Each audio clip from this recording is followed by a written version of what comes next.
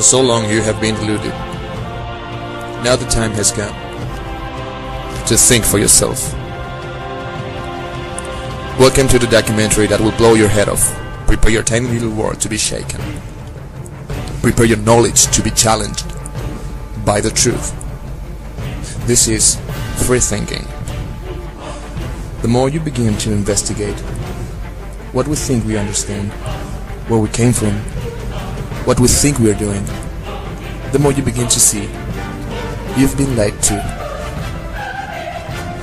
The greatest stories ever sold: Martin Luther King, Gandhi, Monsignor Romero, Jesus Christ, etc. Martin Luther King Jr. was an American clergyman, activist, and prominent leader in the African American civil rights movement.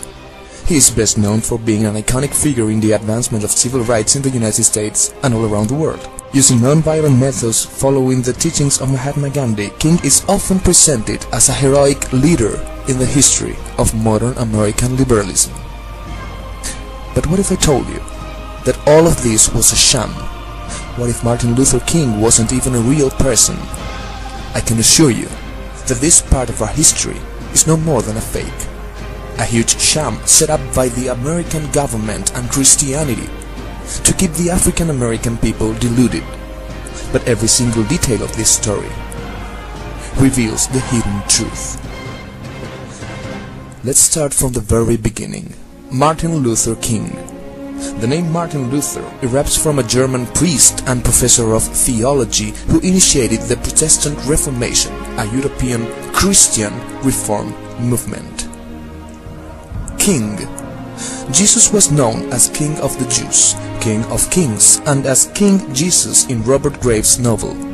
Even the inscription written on the cross where Jesus was crucified shows the holiest name nailed on the rugged cross: Jesus of Nazareth, King of the Jews. And last but not least, Junior. Now the term Junior is used when a child is given exactly the same name as his or her parent. Not only King's father was named Martin Luther, but he was also a reverend. That's right, he was also a religious person, a Christian. This clearly makes reference to Jesus being God's only son. Now what is my point so far? Was Martin Luther King's character based on Jesus of Nazareth? Well, let's take a close look at King's history. Martin Luther King was born in Atlanta back in 1929. The name Atlanta erupts from Greek goddess Atlanta, daughter of Zeus. Now in the ancient Greek religion, Zeus was the father of gods and men. God, father. Does it sound familiar? Daughter of Zeus, son of God? Now from now on, I want you to take into account two numbers. Number 6. According to the Bible, the creation week consists of 8 divine commands executed over 6 days. Man was created on the 6th day. Number 6 is used 273 times in the Bible. Number 7 represents perfection and is the sign of God, divine worship, completions, obedience, and rest. The prince of Bible numbers. It is used 562 times. Alright, let's move on. Growing up in Atlanta, King entered Morehouse College. At age 15, he graduated with a Bachelor of Divinity degree in 1951. 1951. Let's do a little numerology here. 1 plus 9 plus 5 plus 1 equals 7. So, he graduated in Divinity in a year that sums up God's divine number 7. Interesting. King became a pastor of the Dexter Avenue Baptist Church in Montgomery, Alabama, when he was 25 years old. Now 2 plus 5 equals 7 again. So he became a pastor, a religious man, at the age of 25. Another number that gives us the divine number, 7. But believe me, this is nothing compared to what you're about to discover. With assistance from the Quaker group the American Friends Service Committee, and inspired by Gandhi's success with non-violent activism, King visited Gandhi's birthplace in India in 1959. Now 1 plus 9 plus 5 plus 9 equals 6.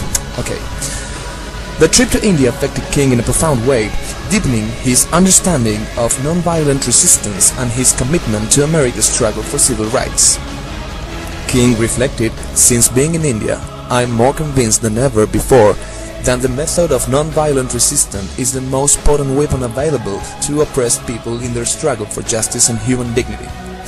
In a real sense, Mahatma Gandhi embodied in his life certain universal principles that are inherent in the moral structure of the universe, and these principles are as inescapable as the law of gravitation. You may have read the book Jesus Lived in India by Holden Kirsten back in 1986, a book that goes over the lost years of Jesus from the time of his childhood to when he returned to Israel in his mid-30s, a gap of about, let's say, 18 years. This German book is a methodical and authoritative examination of the evidence of Christ's life in India, where he was strongly influenced by Buddhism. Jesus emphasized non-violence, turning the other cheek as did Gautama. Jesus lived simply as did Gautama. Jesus talked through parables as did Gautama. Jesus emphasized the need to be active in the world, but to also be not of the world. Gautama taught the need for non-attachment. It is not possible, Kirsten asserts, to disprove that Christ went to India. Yes, Martin Luther King's life has been plagiarized from Jesus of Nazareth's life, not only the religious figure of Christ, but also the historical one. Let's take a quick look at some other coincidences. They shared in the idea of non-violent civil disobedience against an oppressive system. They were both social liberals who advocated philosophies of peace. Martin Luther King lived the theories of non-violent resistance and pacifism. This echoes Jesus' turn the other cheek teaching. Both men were persecuted for their teachings and ultimately killed by those who wanted to silence them. And not to be funny, but we do get their birthdays as a holiday in the USA. Also, both were imprisoned, and, as a number of different stand-up comedians have said over the years, they're all people we killed because they told us to hang out and be peaceful with each other. Even their speeches were suspiciously similar. "Be perfect" were the words of Jesus Christ, while "everybody can be great" were Martin Luther King's. King delivered his "I Have a Dream" speech. There, he expanded American values to include the vision of a colorblind society. The teachings of the Sermon on the Mount have been a key element for Christian ethics, and for centuries the sermon was acted as a fundamental receipt for the conduct of the followers of Jesus. Various religious and moral thinkers like Tolstoy or Gandhi have admired its message, and it has been one of the main sources of Christian pacifism. The teachings of the sermon are often referred to as the ethics of the kingdom.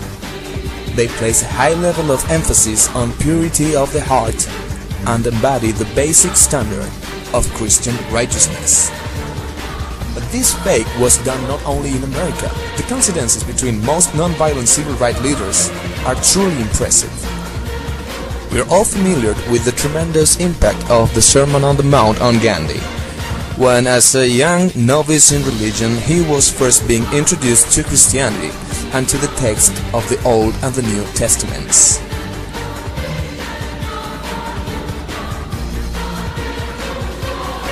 And the list goes on and on.